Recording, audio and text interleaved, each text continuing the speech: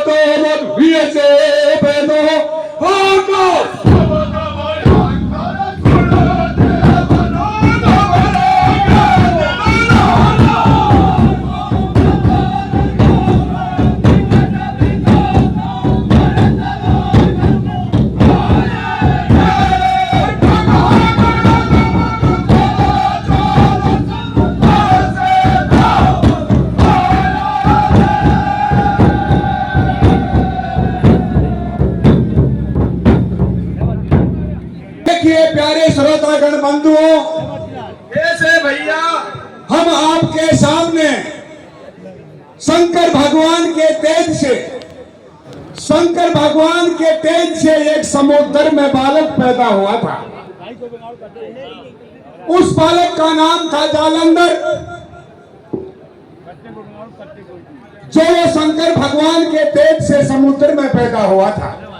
कैसे प्यारे सज्जनों, जब वो बालक पैदा होता है तो इतना भयंकर शब्द करता है जिससे 33 करोड़ देवी देवता कंपायमान हो जाते हैं और सभी देवता घबरा करके ब्रह्मा जी के पास में जाते हैं और जाकर के ब्रह्मा जी से कहते हैं कि महाराज, समुद्र में ऐसा प्रलयकारी शब्द हुआ है जिससे तीनों लोग थर्रा गए। महाराज, आप समुद्र पे जाइए और इस शब्द का पता लगाइए कि ये शब्द किसने किया है। तो देखिए, देवताओं की बात को सुनकर के ब्रह्मा जी समुद्र पे आते हैं, तो आगे कैसी लीला समुद्र पे होती है जरा चौपाई के माध्यम से बताओ मेरे भाइयों।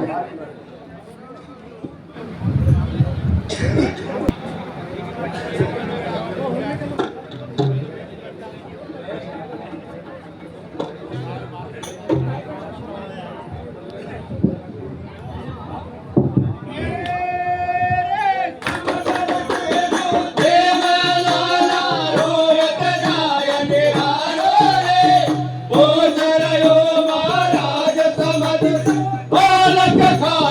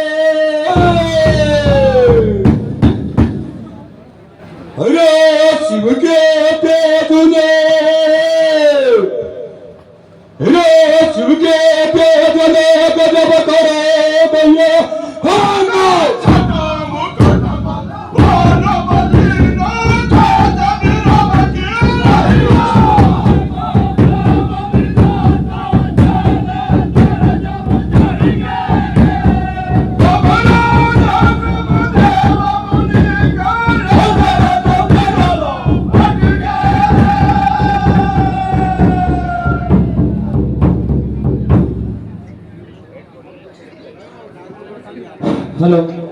1100 रुपये आदरणीय रघुनाथ जी खेड़ा निवासी आपकी तरफ से चारों पार्टियों को लिए 1100 रुपये देते हैं। आदरणीय रघुनाथ जी निवासी खेड़ा चारों पार्टियों को 1100 रुपये नाम देते हैं। बहुत बहुत धन्यवाद।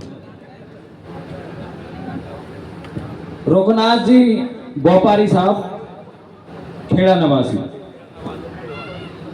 तो देखिए प्यारे सरदारों,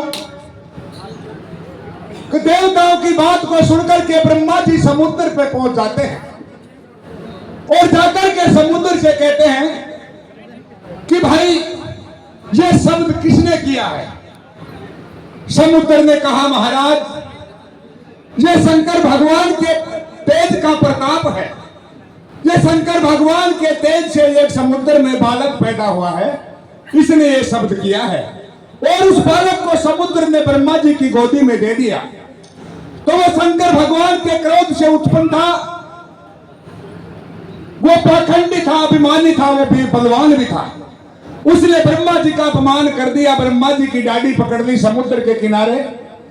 तो उस ब्रह्मा जी के अपमान को देख करके राजा इंद्र घबरा जाता है कि भाई ये कोई बालक बलाकारी है, ये आगे जाकर के इंद्रपुरी के ऊपर भी आंच आ सकती है, इसे इंद्राणी से वार्ता कर रहा है। देखे कैसे राजा इंद्र और इंद्र की घरवारी वार्ता कर रही है। बताओ मेरे भाइयों,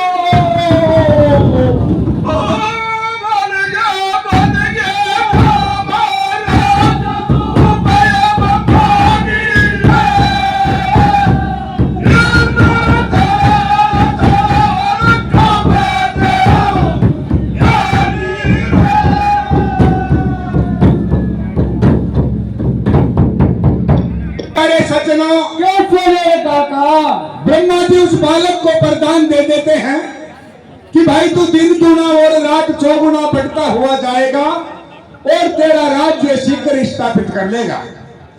और गुरु शुक्लाचार्य की शरण में छोड़ करके ब्रह्मा जी तो ब्रह्मलोक में चला जाता है और वो बालक गुरु शुक्लाचार्य की शरण में अपना जीवन यापन कैसे करता है और कैसे आगे लीला होती है, तक बताओ मेरे भाई।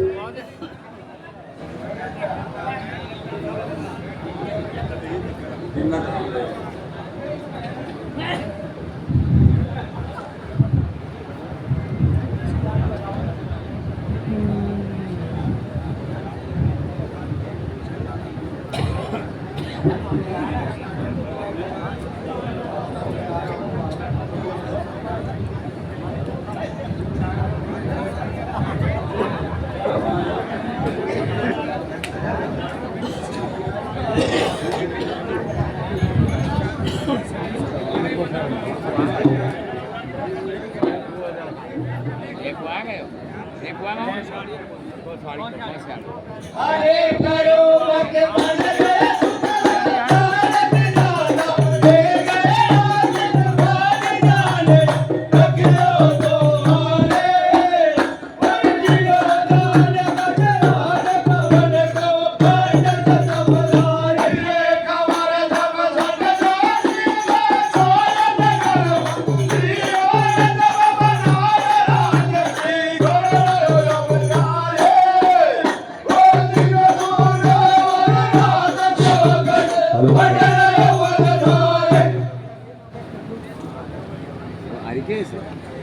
हमारी भैया बंद दोनों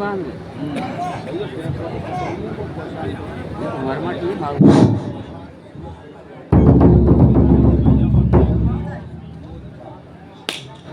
सब बढ़िया ही है। आओ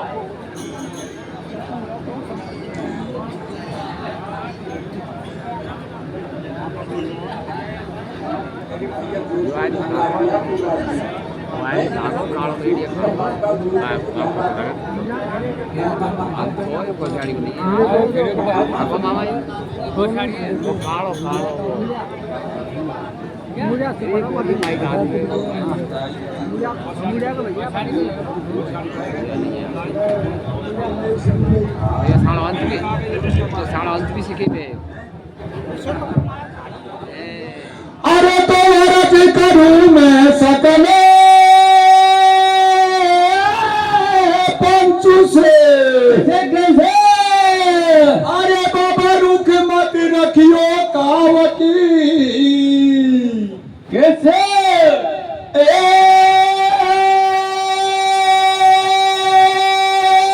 रात तरजी अरे बाबा रात तरजी और काट चाह तू देखो कथा कौरे जालंधर की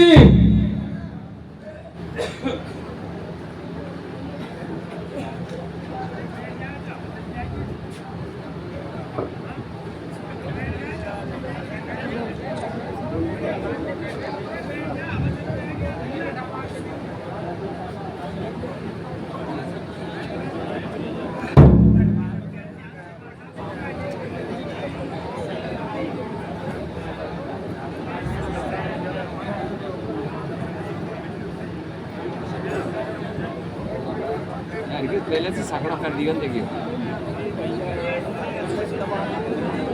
वो बहुत लगा दिया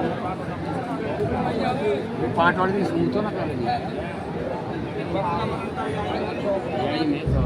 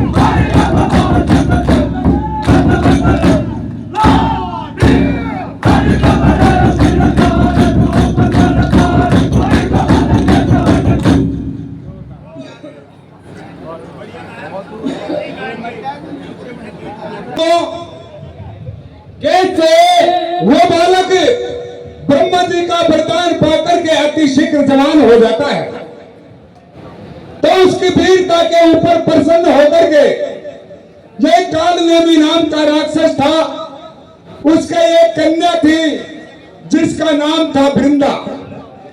वृंदा वो कालनेमी राक्षस उस वृंदा का विवाह जालंधर के साथ में कर देता है सज्जनों। और जब जालंधर शादीशुदा हो जाता है और अपना राज्य स्थापित कर लेता है, तो एक दिन उसका मन में विचार आता है कि भाई अब तो मैं राजा बन गया और सभी राक्षसों को बुला करके अपना अपना कर्तव्य का दिशा निर्देश दे देना चाहिए। तो जालंधर गुरु शुक्लाचार्य से कहता है, गुरुदेव कैसे मेरा ऐसा विचार है कि अब मैं राजा बन गया तो एक बार सभी राक्षसों को मैं बुलाना चाहता हूं और उसको अपना अपना कर्तव्य का दिशा निर्देश देना चाहता हूं। गुरु शुक्लाचार्य ने कहा, रे जालंधर, अगर तेरा ऐसा विचार है तो तेरे सभा भवन में एक राक्षसों की सभा बुला, सबके पास में निमंत्रण भिजवा दे और सबको यहां बुला, और भैया सबको तो अपना कर्तव्य का दिशा निर्देश दे देना। देखिए गुरु शुक्लाचार्य की बात को मान करके कैसे और तारीख तय करके जालंधर ने सभी राक्षसों के पास में निमंत्रण भिजवा दिए कि भाई फला तारीख को जालंधर के सभा भवन में एक सभा का आयोजन किया जाएगा जिसमें सभी राक्षस पधारे। प्यारे सज्जनों, जिस दिन वो तारीख आती है, जालंधर के सभा भवन में मीटिंग की पूरी तैयारी हो चुकी थी। सभी राक्षसों के लिए बैठने के लिए आसन लगा हुआ था और सबके बीच में गुरु शुक्लाचार्य का सिंहासन लगा हुआ था। जब राक्षसों से वो जालंधर का सभा भवन खचाखच भर चुका था तो गुरु शुक्लाचार्य कहते हैं, जालंधर अब सभी राक्षस आ चुके हैं, तू जो भी तेरा निर्देश देना चाहता है वो दे ले।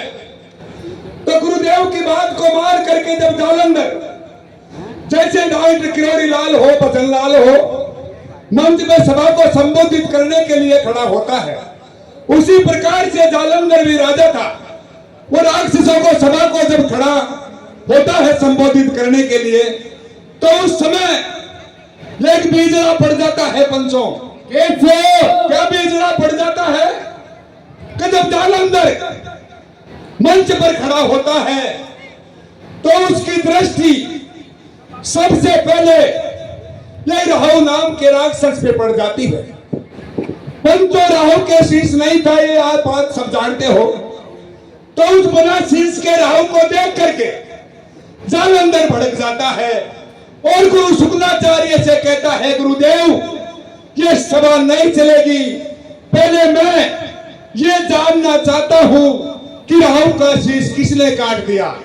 गुरुदेव ने कहा, बेटा ये बहुत पुरानी बात है, तू इनका चक्कर छोड़। तो देखिए कैसे गुरुदेव के और जालंधर की वार्ता हो रही है, ना बताओ मेरे भाई। अरे शुक्लाचार्य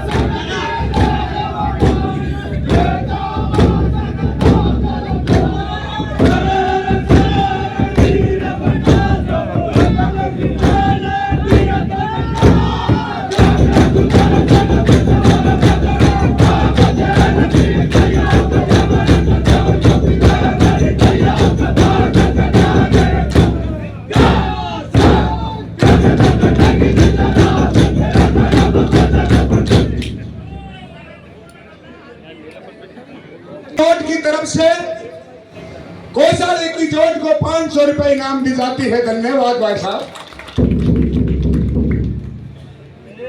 नंबर होते आज नंबर दे जगह